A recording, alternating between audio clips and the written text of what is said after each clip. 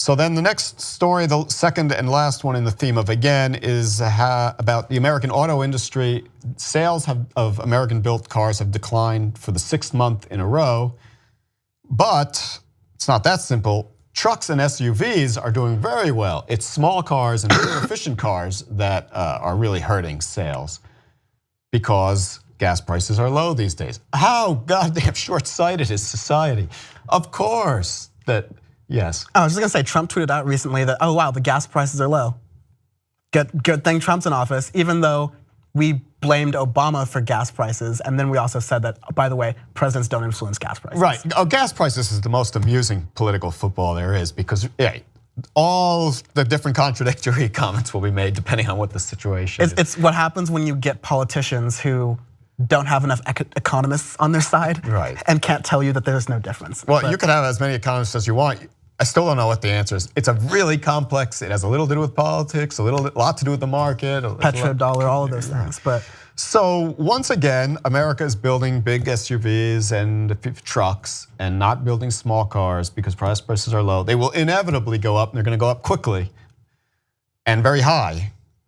And then all these car companies are going to say, oh no, we invested in the wrong thing and it's all going to collapse all over again. Now, I have some sympathy for them. I don't want a communist command and control economy where the government says, no, you must build small, fuel-efficient cars. I, for one, endorse that. I'm kidding. Maybe. I'm totally kidding, kind of. But there is benefits to the capitalism in the nice sense of the word, where the companies react to the marketplace. The big problem here is that oil prices are not in any way a free market. It's totally propped up by US military force. So we have artificially low prices. And we have oil reserves as well, and like the release of those reserves can change the oil prices as well. Right.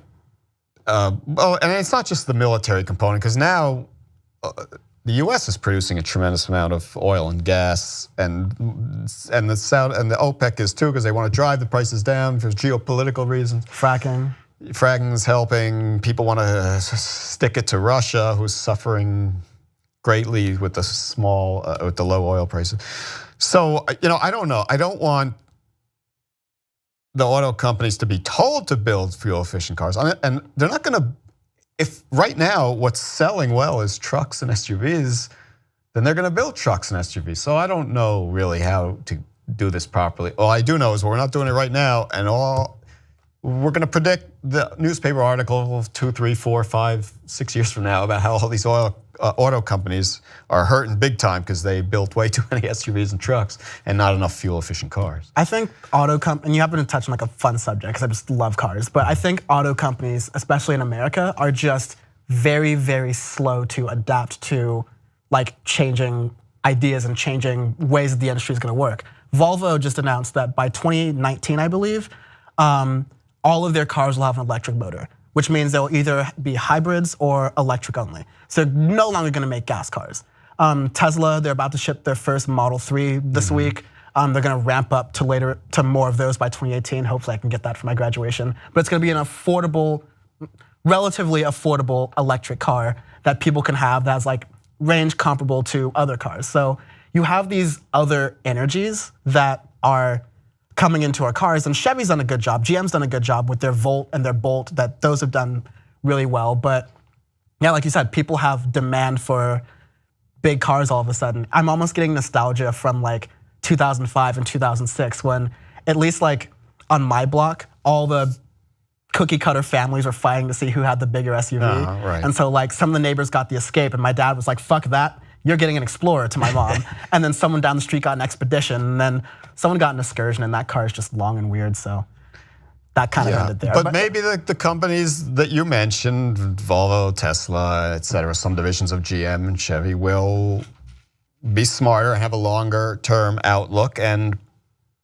when the inevitable oil price spike comes, they'll be in good shape, and that's capitalism also. That's what I was saying, like Tesla is coming out, they already have the Model X SUV. So the great thing about these companies that are getting ahead of what you're saying, the companies that know that oil is not sustainable, obviously, but the ones who are making business decisions based off of that, they're gonna be ready for the people who go, well, I like the size of my Ford Expedition, but gas costs too much money, and they'll be like, well, wonderful, we have a Volvo right here that's hybrid, or we have a Volvo right here that's electric. And so they're gonna be the ones that are ready, while the big car companies will have trouble with capital investments and making sure they can transition faster. Sure, yeah. So again, I was joking earlier about the communism thing, but this is capitalism working in a way that hopefully will be helpful for us, because this will create the demand to produce more electricity, which will hopefully create the demand to have more renewable energy supplies. Yeah, plus the auto companies are not just innocently building SUVs and trucks. They lobby the government to modify rules that favor small trucks and SUVs, not just gas prices, but there was big in the 90s when some regulation was issued that classified SUVs as, I forget the details, as cars rather than trucks, which subjects them to a lower scrutiny, lower standards. Lower miles per gallon standards. Right. So they're corrupting the process with their lobbying.